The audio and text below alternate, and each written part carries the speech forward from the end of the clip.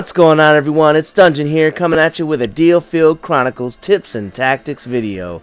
And in this one, I'm going to be sharing with you guys my top 5 beginner tips. So, if you want to play the game without spinning your wheels, you've come to the right place. Let's get right into it.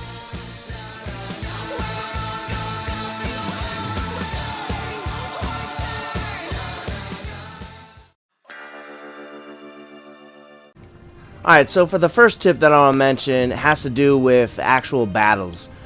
So you want to survey the area. First thing I usually do is take a look at the map and see, what type of things that I have to my disposal. Is there any treasure chests or anything like that? Once I do all that, find out where the enemies are and stuff, then I want to get into a good position. If I can, I'll put a little buff on my character or something like that. But positioning is key in this game. If you have someone out of position that is not gonna be willing to take a few hits, like for instance I have a few ranged characters or mages and stuff, if they get hit, they're probably gonna take a lot of damage. So by having someone who's got a really high defense to be kind of in the front line taking the heavy hits, that is a very, very, very good idea. The other thing too that I want to put out there is that if you can ambush people by getting behind them, that's super good. And you can see on the game that's playing right now in the back that any second those guys were gonna get hit by AoE. But there's two ways you can deal with it. You can either stun the enemy and you can cause them to lose their action, or you can kill them.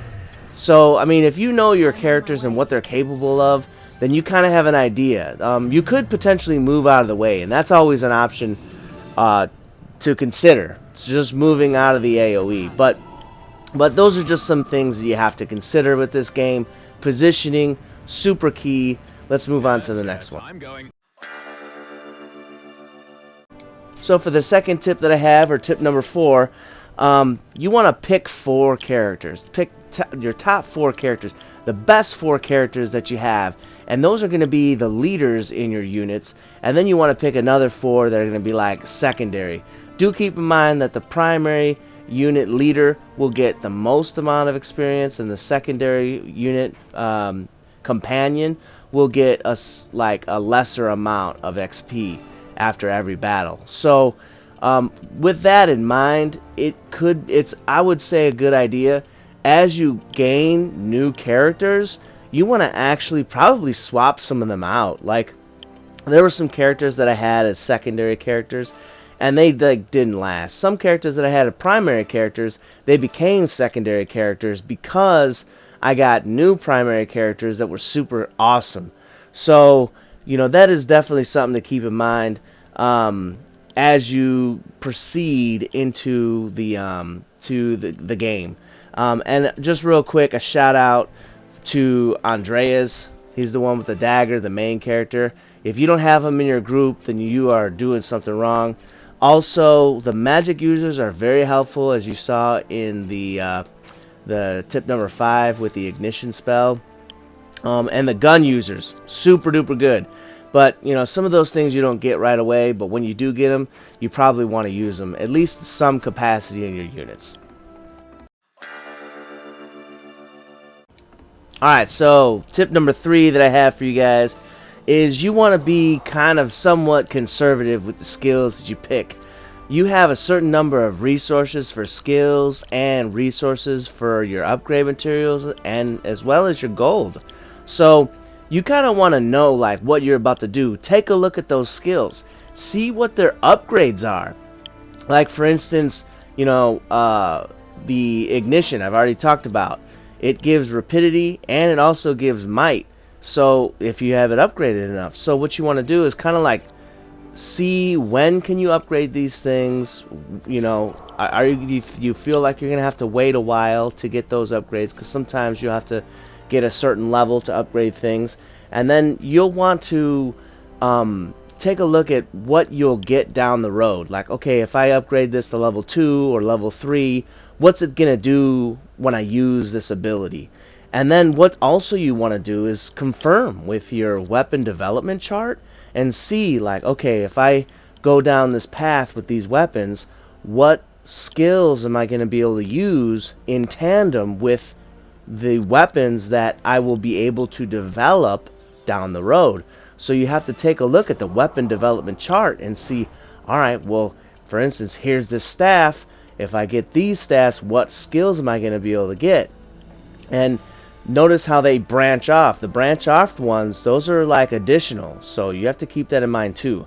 And if you are trying to conserve your resources and your money, then you will try to plan out as best you can. I know there was a couple times when I could have upgraded things and I just didn't, because I was like, well, I'm not going to really use this. I'll upgrade it, but then I won't buy it. So sometimes you gotta have to like kind of think ahead and be a little bit, you know, of a little bit of a frugal kind of mindset, frugal kind of person. So keep that in mind. So for the number 2 tip that I have for you guys is to pay attention to the status effects. The main character in particular, along with 1 or 2 others, they actually do extra damage if you have certain abilities set, and they'll do more damage to enemies that have status effects already applied to them. So use the help menu to take a look at some of this stuff, along with trying to figure out what all the different statistics do, like right here, the attributes. If you're not sure what they do, it's in the help menu. Check it out. It tells you what, you know, technique and luck and defense and all that stuff do. But it also shows you what are the status effects and the different status effects, what they all have and stuff like that. And it's pretty important for you to keep in mind, like, what does stun do? What does burn do? What does freeze do? And all these different things. And certain ones are especially good, like might and weakness and wither, and especially stun, freeze, and stuff like that. So keep in mind, they're very, very, very good. And also when you're upgrading skills, see what skills will provide additional side effects, status effects, buffs to your characters, because that's like a really big deal. Alright, guys? Alright, so for the last beginner tip that I have for you guys is take a look at your character abilities. When I first started, I didn't even realize they had abilities. So every time you go through a level, you have a chance to get more ability points when your character levels up. So take a look at what you have on these things, and actually you kind of want to plan out what do you want to do. And sometimes you might have to wait a little while because you need 10 ability points before you can actually get something cool.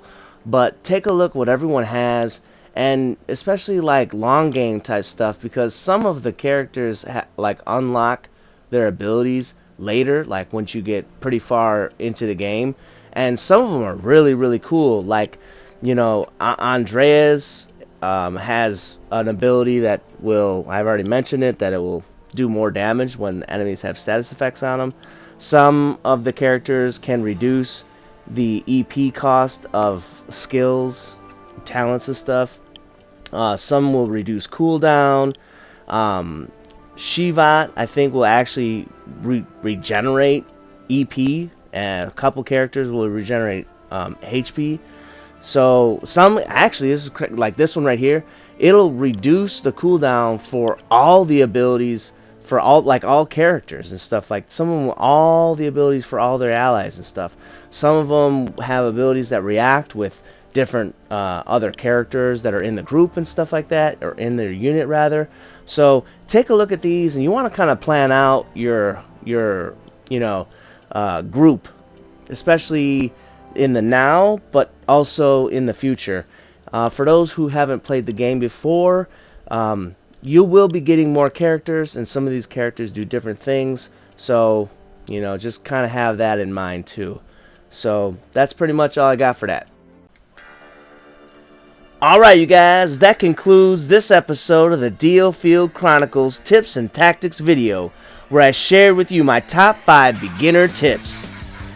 If you had fun, if you learned something, if you enjoyed watching this, hit that like button, share the video, subscribe to the channel, press the bell icon so you don't miss another video, and as always, thanks Stay cool, and bye, everyone.